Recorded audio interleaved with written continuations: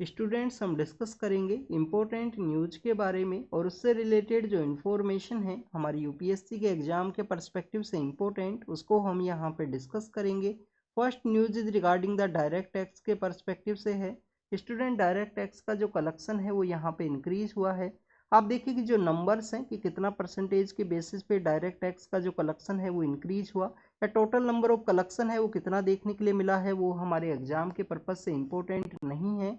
आपको direct tax का जो कॉन्सेप्ट है उसके बारे में पता होना चाहिए कि किसी भी एज ए इंडिविजुअल पर्सन के द्वारा या किसी ऑर्गेनाइजेशन के द्वारा जिन टैक्सेशन को डायरेक्टली गवर्नमेंट को पेड किया जाता है उसको हम डायरेक्ट टैक्स का जो कैटेगरी है उसके रूप से रखते हैं।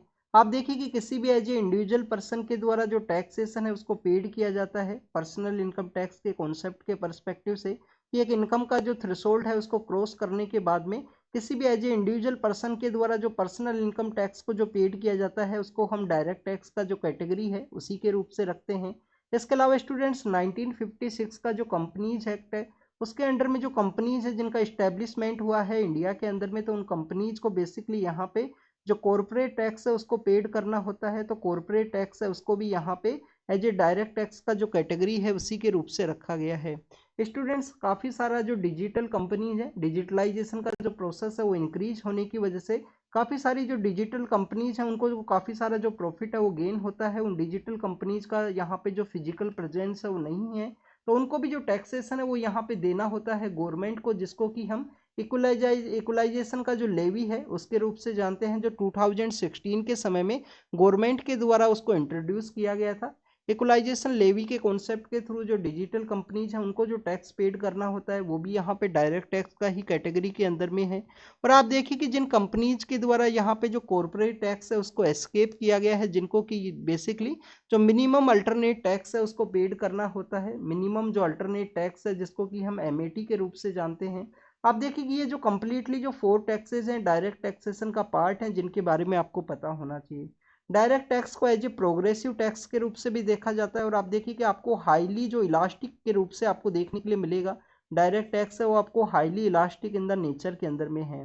तो आपसे क्वेश्चन पूछ लिया जाएगा, direct tax is progressive in the nature, highly elastic in the nature, true and false के परस्पेक्टिव से कि कौन सा जो स्टेटमेंट है वो करेक्ट है, तो दोनों स्टेटमेंट आपको पता होने चाहिए करेक्ट है कि डायरेक्ट टैक्स एक प्रोग्रेसिव टैक्स भी है और हाईली इलास्टिक आपको नेचर के अंदर में देखने के लिए मिलता है। नेक्स्ट अगर हम बात करें फार्मर्स के प्रोटेस्ट के बारे में है, आप देखिए कि मिनिमम सपोर्ट प्राइस है उसको अश्योर करने के परस्पेक्टिव से, या गवर्नमेंट के द्वारा जो मिनिमम सपोर्ट प्राइस है उनको यहाँ पे दिया जाए, उसी के रिगार्डिंग में फार्मर्स के द्वारा फिर से अपना जो प्रोटेस्ट है उसको स्टार्ट किया गया। स्टूडेंट्स, गवर्नमेंट का एक प्रोमिस था कि 2022 तक फार्मर्स का जो इनकम है उसको डबल किया जाएगा। उसके रिगार्डिंग में कमेटी भी आपको देखने के लिए मिलती है, जिसको कि हम अशोक दलवाई कमेटी के रूप से जानते हैं। अशोक दलवाई कमेटी के द्वारा रिकमेंड किया गया था कि फार्मर्स का जो इनकम है 2022 तक उसको डबल करना है, मिनिमम सपोर्ट प्राइस है उसको अश्योर करना है हर एक क्रॉप के रिगार्डिंग में। तो उसी के पर्सपेक्टिव से फार्मर्स का जो ऑर्गेनाइजेशन है उनके द्वारा जो प्रोटेस्ट है उसको स्टार्ट किया गया। दिल्ली के लिए अपना जो मार्च है उनके द्वारा स्टार्ट किया गया है, पंजाब एंड हरियाणा के जो फार्मर्स हैं उनके द्वारा। तो स्टूडेंट्स, आपको यहाँ पे एक तो प्रोटेस्ट के बारे में पता होना चाहिए। आप देखिए कि जो साइन बाग केस है, साइन बाग का जो केस है जो आपको सिटीजनशिप अमेंडमेंट एक्ट के अगेंस्ट में जो प्रोटेस्ट है वो किया गया था उस एरिया के अंदर में, तो साइन बाग के इस प्रोटेस्ट के दौरान में सुप्रीम कोर्ट के द्वारा ऑब्जर्व किया गया था कि प्रोटेस्ट करना आपका राइट है, एक डेमोक्रेटिक राइट है, एक फंडामेंटल राइट है आपको प्रोटेस्ट के रिगार्डिंग में। बट प्रोटेस्ट के थ्रू में आप देखिए कि यहाँ पे जो कॉमन पब्लिक है उसको कोई भी प्रॉब्लम है वो नहीं होनी चाहिए। आप उनका जो कंप्लीटली जो मूवमेंट है उसको ब्लॉक नहीं कर सकते हो, किसी हाईवे के ऊपर में नहीं बैठ सकते हो। तो इस साइन बाग के जजमेंट के दौरान में सुप्रीम कोर्ट के द्वारा अपना जो ऑर्डर है उसको डिलीवर किया गया था। फार्मर्स के द्वारा यहाँ पे प्रोटेस्ट किया गया है। आपको प्रोटेस्ट एंड स्ट्राइक है उसके कंपैरिजन के बारे में पता होना चाहिए। क्या इंडस्ट्रियल जो वर्कर्स हैं उनके द्वारा जो प्रोटेस्ट है उसको कैरी आउट किया जा सकता है या स्ट्राइक को कैरी आउट किया जा सकता है? तो प्रोटेस्ट एंड स्ट्राइक के अंदर में किसको डिफाइन किया गया है? हमारे फंडामेंटल राइट के अंदर में। उसके बारे में आपको जरूर से पता होना चाहिए, उसके बारे में आप रीड भी करना और कमेंट सेक्शन के अंदर भी बताना स्टूडेंट्स। कुछ हमारे यहाँ पे कुछ असेंशियल सर्विस हैं उनके द्वारा जो प्रोटेस्ट है वो नहीं कैरी आउट किया जा सका, जिसके अंदर में टेली कम्युनिकेशन का सर्विस है, पोस्टल विभाग है, आप देखिए कि हमारा जो पुलिस सर्विस है, इन सर्विसेज के द्वारा या मेडिकल जो सर्विस है इनके जो लोग हैं वो यहाँ पे प्रोटेस्ट के लिए नहीं जा सकते हैं, स्ट्राइक उनके द्वारा कैरी आउट नहीं किया जा सकता है, क्योंकि इनको असेंशियल सर्विस मेंटेनेंस एक्ट के अंदर में रखा गया है, जिसको कि हम एस्मा के रूप से जानते हैं। तो आप देखिए कुछ असेंशियल सर्विस के अंदर में बेसिकली किसी भी पर्सन का जो सर्वाइवल के लिए इंपॉर्टेंट सर्विस है, कम्युनिकेशन के रिगार्डिंग में मेडिकल सर्विस है, और पुलिस का जो लॉ एंड ऑर्डर के मेंटेनेंस के पर्सपेक्टिव से है, तो इनके द्वारा जो स्ट्राइक है वो कैरी आउट नहीं किया जा सकता। अपोज ये लोग कर सकते हैं। अपोज किस तरीके से, जैसे कि जो ब्लैक बेसिकली रिबन है उनके द्वारा अपना ड्रेस है उसके ऊपर लगाया गया, गवर्नमेंट का कोई पॉलिसी है या कोई ऐसा डिसीजन है उसके रिगार्डिंग में जो अपोज है उनके द्वारा किया जा सकता है। नेक्स्ट अगर हम बात करें स्टूडेंट्स पाकिस्तान के पर्सपेक्टिव से है, आप देखिए कि वहाँ का जो रिजल्ट है वो अनाउंस हुआ है, किसी भी पॉलिटिकल पार्टी को जो कंप्लीट मेजोरिटी है वो नहीं बना है। तो यहाँ पे एक अलायंस का जो गवर्नमेंट है उसको फॉर्म करने के पर्सपेक्टिव से जो न्यूज़ आया है सामने कि कुछ 2-3 पार्टीज़ के द्वारा एक अलायंस का जो गवर्नमेंट है उसको बनाया जाएगा यहाँ पे। नेक्स्ट अगर हम बात करें बिहार के पर्सपेक्टिव से है, आप देखिए कि बिहार के अंदर जो पॉलिटिकल डेवलपमेंट है 2-3 वीक्स पहले आपको देखने के लिए मिला था, वहाँ पे जो सीएम है उनके द्वारा अपोजिशन के साथ में मिलके अपना जो गवर्नमेंट है उसको फॉर्म किया गया था, और जो गवर्नमेंट इनके साथ में जो अलायंस हुआ करता था गवर्नमेंट के अंदर में वो प्रेजेंट समय में अपोजिशन के अंदर में है। तो वहाँ पे आप देखिए कि एक जो चीफ मिनिस्टर के अपॉइंटमेंट प्रोसेस के बाद में उनको यहाँ पे जो फ्लोर टेस्ट है उसके लिए जाना होता है। यहाँ पे जो स्पीकर का जो पोस्ट है वो भी न्यूज के अंदर में था कि स्पीकर के अगेंस्ट में जो नो कॉन्फिडेंस मोशन है वो प्रपोज किया गया था। जो प्रेजेंट समय में जो पॉलिटिकल पार्टी अपोजिशन के अंदर में है उन्हीं का जो अफेक्टेड, उन्हीं का जो पॉलिटिकल पार्टी से रिलेटेड जो पर्सन है वो स्पीकर की पोस्ट के ऊपर है प्रेजेंट समय में। तो आप देखिए कि स्पीकर का जो पोस्ट का जो रिमूवल है उसके बारे में ऑलरेडी हमने डिस्कस किया था आर्टिकल 139 के अंदर में। स्पीकर का जो पोस्ट है उसके रिमूवल या डिस्क्वालिफिकेशन के बारे में डिस्कस किया गया है। 14 डेज का आपको जो नोटिस है वो सर्व करना होता है। 14 डेज के नोटिस के अंदर में बेसिकली 14 डेज के अंडर में जो प्रोसेस है उसको कैरी आउट किया जाएगा स्पीकर के रिमूवल के पर्सपेक्टिव से। और यहाँ पे जो फ्लोर टेस्ट है वो होना है, गवर्नमेंट को अपने जो मिनिमम नंबर्स है उनको प्रूव करना है फ्लोर ऑफ द हाउस के ऊपर में। जो गवर्नर के द्वारा यहाँ पे डिस्क्रिशन है वो दिया जाता है किसी भी एक चीफ मिनिस्टर के अपॉइंटमेंट के बाद में। आप देखिए कि आर्टिकल 175 है, आर्टिकल 175 का जो क्लोज सेकंड है उसके अंदर में बताया गया है कि यहाँ पे फ्लोर ऑफ द हाउस के ऊपर जो मिनिमम नंबर्स का रिक्वायरमेंट है वो प्रूव करना होगा किसी भी एक पर्सन को जिसके द्वारा एज ए चीफ मिनिस्टर का जो ओथ है वो लिया गया है, अपना जो मिनिमम नंबर्स हैं उनको बताना होगा। इसके अलावा स्टूडेंट्स आपको आर्टिकल 163 के बारे में भी पता होना चाहिए कि आर्टिकल 163 के अंदर बताया गया है कि जो गवर्नर के द्वारा यहाँ पे जो फ्लोर ऑफ द हाउस के ऊपर अपना जो मेजोरिटी है उसको तो प्रूव करना होगा, जिसको हम फ्लोर टेस्ट के रूप से जानते हैं। बट आप देखिए कि यहाँ पे जो गवर्नर जो वर्क करता है वो aid and advice of council of minister के एड एंड एडवाइस के रूप से आपको देखने के लिए मिलते हैं, जो आर्टिकल 163 के अंदर मेंशन किया गया है। 164 के अंदर ओथ प्रोसेस के बारे में है, जो गवर्नर के द्वारा किसी को अपॉइंट किया जाता है। यह फ्लोर टेस्ट है वो कब कंडक्ट किया जाएगा, गवर्नर का क्या रिस्पॉन्सिबिलिटी है, या गवर्नर समय समय पे यहाँ पे किसी भी पॉलिटिकल अलायंस जो पावर के अंदर में है उनका जो मेजोरिटी है, उनका जो कॉन्फिडेंस है उसको चेक किया जा सकता है।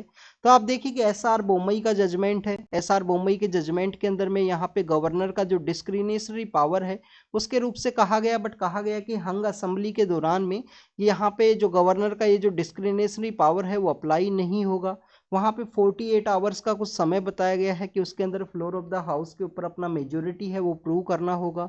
रामेश्वर प्रसाद का एक जजमेंट है जो गवर्नर के पर्सपेक्टिव से हम रीड करते हैं, तो आप देखिए कि रामेश्वर प्रसाद जजमेंट के अंदर भी कहा गया है कि पोस्ट पोल इलेक्शन का रिजल्ट के बाद में अगर कोई अलायंस यहाँ पे क्रिएट होता है तो गवर्नर के द्वारा उस अलायंस को शट डाउन नहीं किया जा सकता है। और भी आपको हॉर्स ट्रेडिंग करप्शन के रिगार्डिंग में काफ़ी सारी जो पावर्स हैं उनको बताया गया है। शमशेर सिंह का एक जजमेंट है, नबाम रेबिया का एक जजमेंट आपको देखने के लिए मिलता है स्टूडेंट्स। उसके अंदर भी गवर्नर का जो पोजीशन है, गवर्नर का जो डिस्क्रिशनरी पावर है उसके बारे में डिस्कस किया गया है। सुप्रीम कोर्ट ने जो नबाम रेबिया का जो केस है उसके अंदर में अपना जजमेंट डिलीवर करते हुए भी कहा गया था कि आर्टिकल 163 जो कॉन्स्टिट्यूशन का है वो गवर्नर को एक डिस्क्रिशनरी पावर है वो नहीं देता है कि completely act without the advice उनके रूप से यहाँ पे वर्क किया जाए गवर्नर के द्वारा। तो this is all the information related to the floor test के बारे में है। किसी भी पॉलिटिकल अलायंस को अपना जो मिनिमम नंबर्स हैं उसको एक लिमिटेड टाइम के अंदर में प्रूव करना होता है, उसी को बताया गया है। एनआईए के द्वारा रेड किया गया। एनआईए के बारे में कल ही हमने रीड किया था कि 26/11 का जो इंसिडेंट है उसके बाद में इसको क्रिएट किया गया था। 2019 के समय इसको अमेंड किया गया। इंडिविजुअल पर्सन को जो टेररिस्ट है वो भी डिक्लेयर किया जा सकता है अगर उनके द्वारा कोई भी इस तरीके का एक्टिविटी है उसको कैरी आउट किया गया है।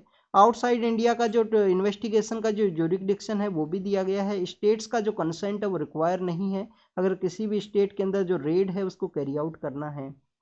नेक्स्ट अगर हम बात करें स्टूडेंट्स, एनिमल्स के अंदर में आपको हाइबरनेशन का जो कॉन्सेप्ट है उसके बारे में आपने रीड किया होगा कि जिस समय एनिमल्स के पास में जो प्रॉपर जो फूड है वो नहीं है, वो कंप्लीटली एक रेस्ट मूवमेंट के रूप से चले जाते हैं, या आप उसको शट डाउन का कॉन्सेप्ट, या आप देखिए कि जिस तरीके से आपको लैपटॉप के अंदर में या कंप्यूटर के अंदर में आप स्लीप का जो कॉन्सेप्ट आपको देखने के लिए मिलता है, तो उसी तरीके से कंप्लीट ऐसा ही प्रोसेस रेप्टाइल्स के अंदर भी देखा जाता है जिसको कि हम ब्रूमेशन के रूप से जानते हैं। आप देखिए कि इस कॉन्सेप्ट के अंदर में जो रेप्टाइल्स हैं 4-5 मंथ्स के दौरान में, स्पेशली जो विंटर का जो समय है उस समय में completely as a sleep mode के अंदर में चले जाएंगे।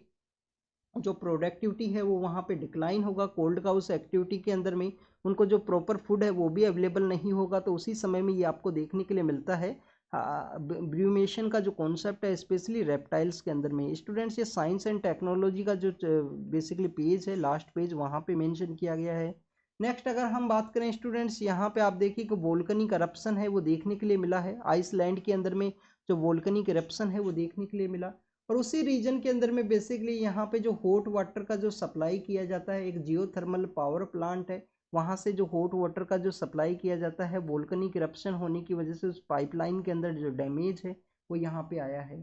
तो आपको बेसिकली एक पेनिनसुलर रीजन है उसके बारे में पता होना चाहिए, जिससे कि हम रैक जेन्स के रूप से जानते हैं। रैक जेन्स नाम का जो पेनिनसुलर रीजन है, जो आइसलैंड का जो साउथ वेस्टर्न पार्ट है वहाँ पे सिचुएटेड है।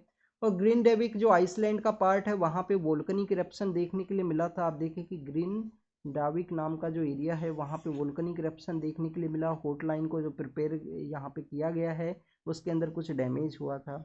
नेक्स्ट इंडिया और यूएई के पर्सपेक्टिव से डिस्कस किया गया है यूनाइटेड अरब अमीरात और इंडिया का जो रिलेशन है उसके बारे में। आप देखिए कि हमारे जो प्राइम मिनिस्टर ऑफ इंडिया हैं वो विजिट करने वाले हैं यूनाइटेड अरब अमीरात के, वहाँ पे एक टेम्पल के इनोग्रेशन के पर्सपेक्टिव से।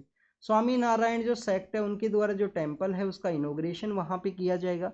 हमारे जो ऑनरेबल पीएम है उनका ये 7th मीटिंग रहेगा कंप्लीटली, जो लास्ट 10 ईयर का जो टेन्योर है उसके अंदर में, कि 7th टाइम वो यहाँ पे यूनाइटेड अरब अमीरात है उसके विजिट के लिए जाएंगे। आप देखिए कि COP28 का मीटिंग है उसके दौरान भी वहाँ पे विजिट की, COP28 के दौरान भी इंडिया और यूएई का जो एंगेजमेंट है वो देखने के लिए मिला था। इंडिया और यूएई के द्वारा वहाँ पे काफ़ी सारा इनिशिएटिव्स हैं जिनको लॉन्च किया गया था, जिसको कि हम ग्लोबल ग्रीन क्रेडिट इनिशिएटिव के रूप से जानते हैं।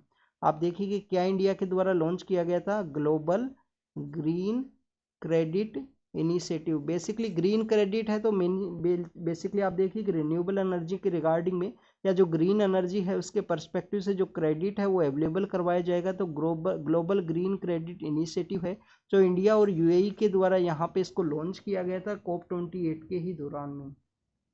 आप देखिए कि यूएई यहाँ पे इंडिया का एक स्ट्रेटजिक पार्टनर ही नहीं है, इंडिया का एज ए ट्रस्टेड फ्रेंड है भी है प्रेजेंट समय में। अगर हम बात करें गल्फ ऑफ रीजन के पर्सपेक्टिव से, हमारे पीएम के द्वारा वहाँ पे वर्ल्ड गवर्नेंस का जो समिट है, वर्ल्ड का जो गवर्नेंस समिट है उसके अंदर भी पार्टिसिपेट किया जाएगा।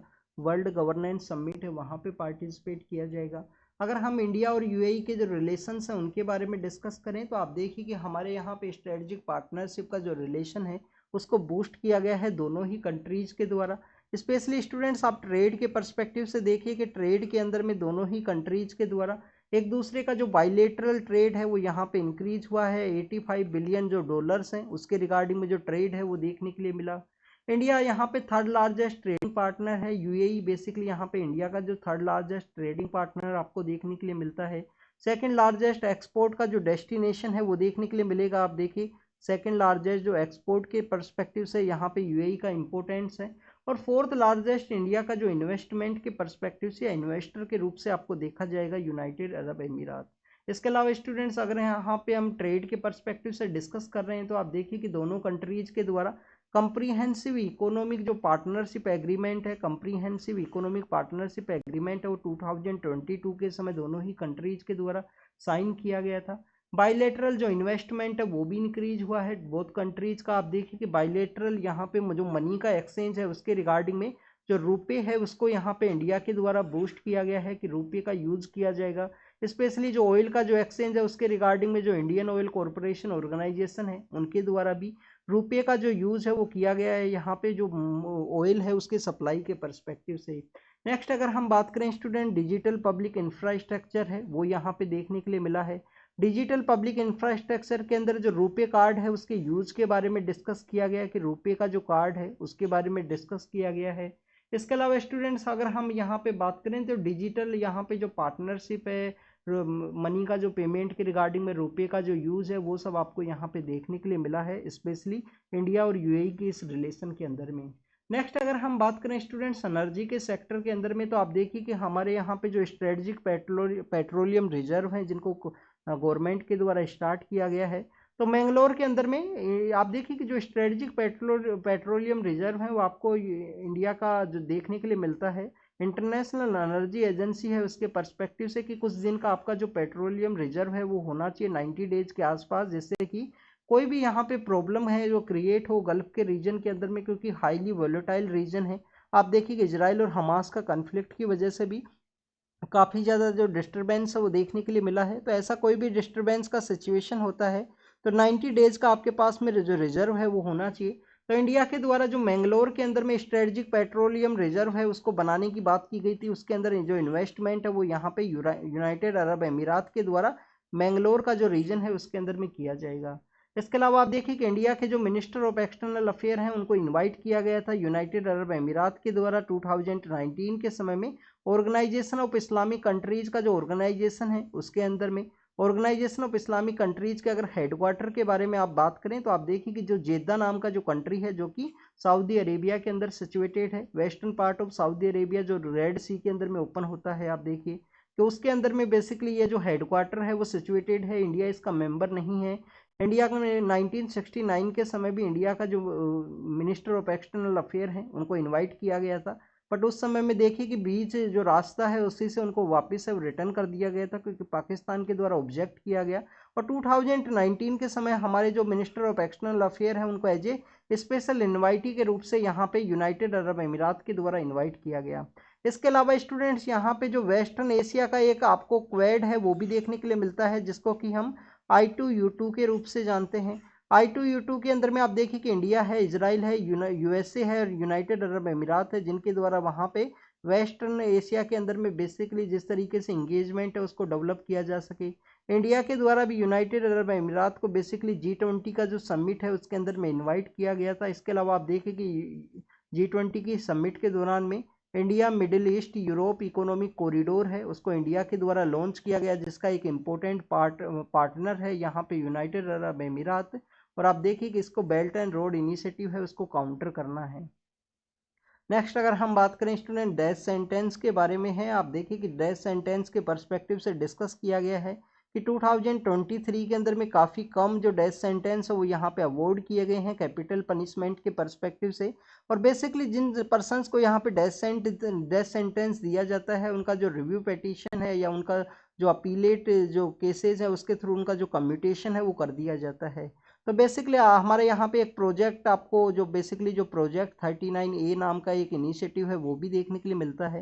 ये गवर्नमेंट का इनिशिएटिव नहीं है, एक ऑर्गेनाइजेशन है जो यहाँ पे सभी को जो जस्टिस है वो एक्सेसिबल हो, सभी लोगों को जो जस्टिस का जो सर्विस है वो अवेलेबल हो, उसी के रिगार्डिंग में ये जो प्रोजेक्ट है काफ़ी सारे लॉयर्स के द्वारा स्टार्ट किया गया है। उसके द्वारा भी अपोज किया जाता है कि यहाँ पे जो डेथ सेंटेंस है वो ना दिया जा सके।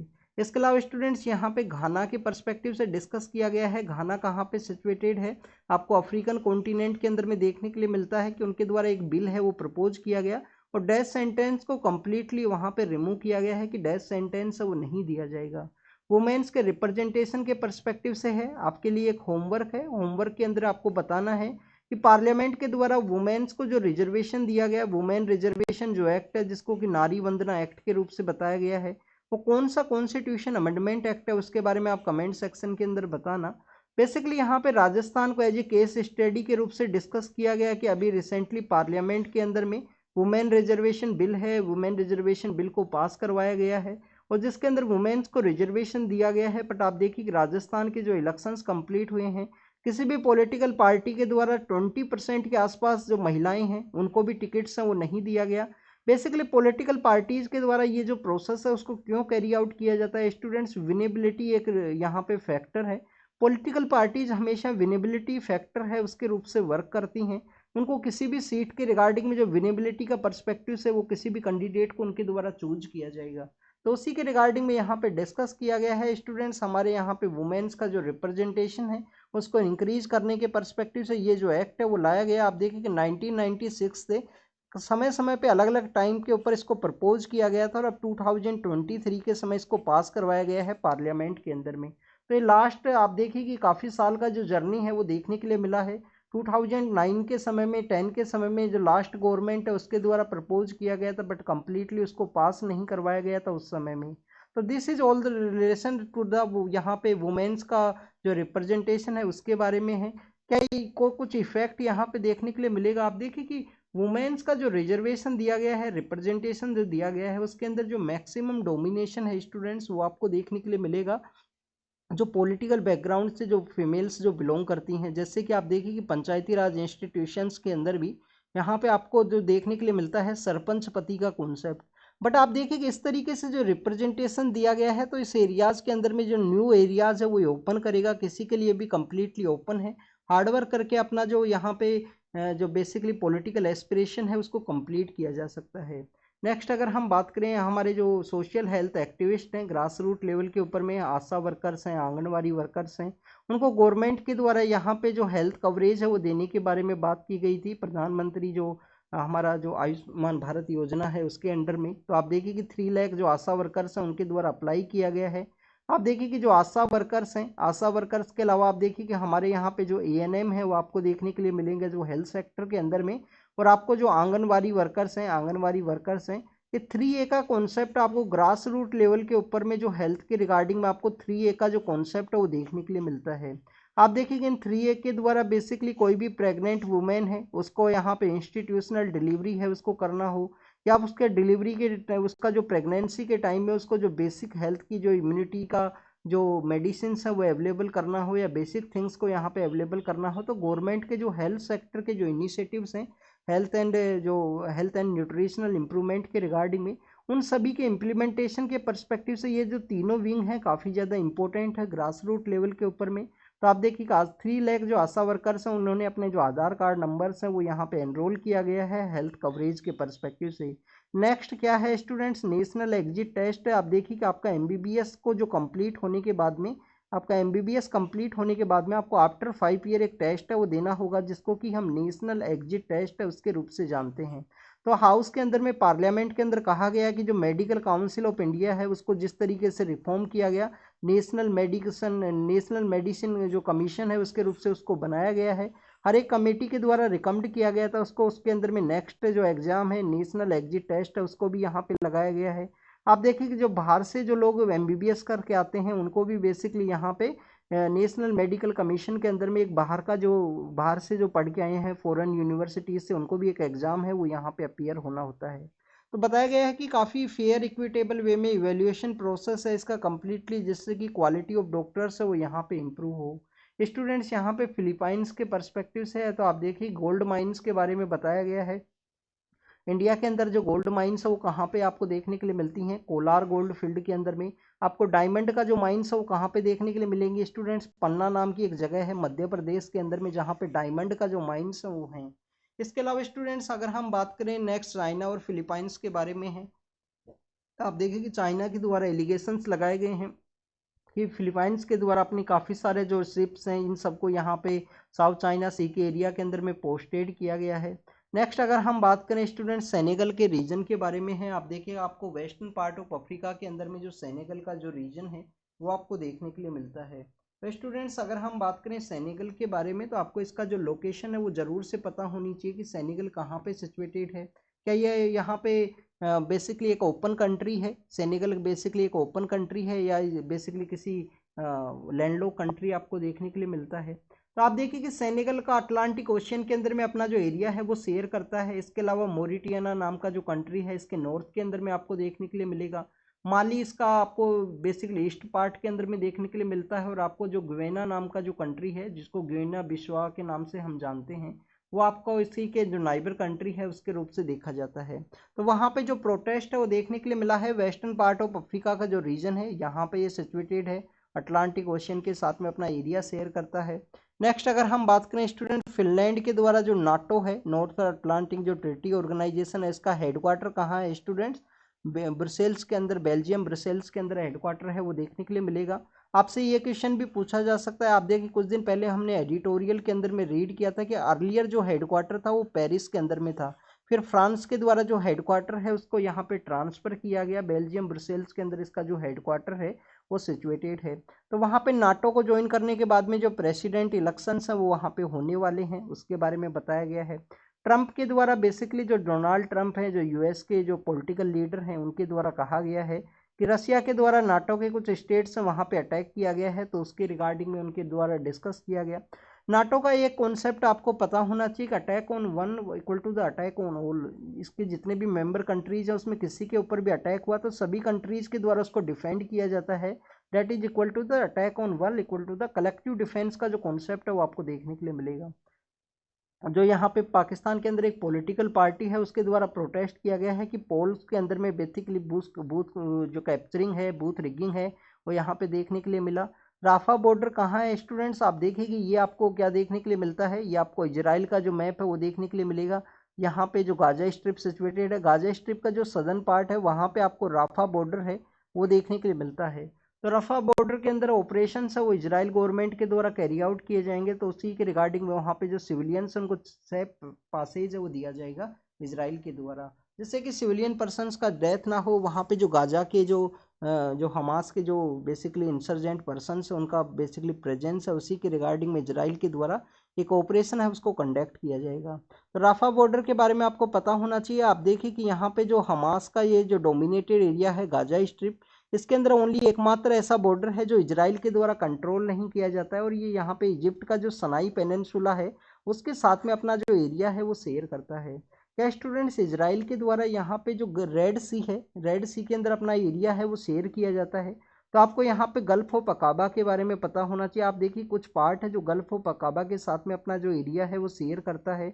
वहाँ पे आपको बेसिकली जो जॉर्डन है वो देखने के लिए मिलेगा। नॉर्दर्न पार्ट के अंदर आप देखिए लेबनान है, यहाँ पे आपको सीरिया है, गोलन हाइट्स है, काफ़ी कुछ एरियाज हैं जो लास्ट 2-3 मंथ्स के अंदर में न्यूज़ के अंदर हैं। तो आपको इजराइल के इन सभी एरियाज के बारे में ज़रूर से पता होना चाहिए। और आप देखिए कि हम जब भी यहाँ पे गाजा स्ट्रिप के बारे में रीड करते हैं तो इसको वर्ल्ड का जो ओपन प्रिजन है उसके रूप से भी डिफाइन किया जाता है कि one of the open prison है, इसके सभी एरियाज इजराइल के द्वारा कंट्रोल हैं। ये यहाँ पे मेडिटेरियन जो सी है उसको भी एक्सेस है वो नहीं कर सकते हैं। तो this is all the information related to the today's newspaper. आप इसको रीड कीजिए, रिवाइज कीजिए, आपका जो भी इंपॉर्टेंट इन्फॉर्मेशन मिले उसको नोट डाउन कीजिए। ये आपके एग्जाम के पर्पज से जो इम्पोर्टेंट आपके लिए रही है।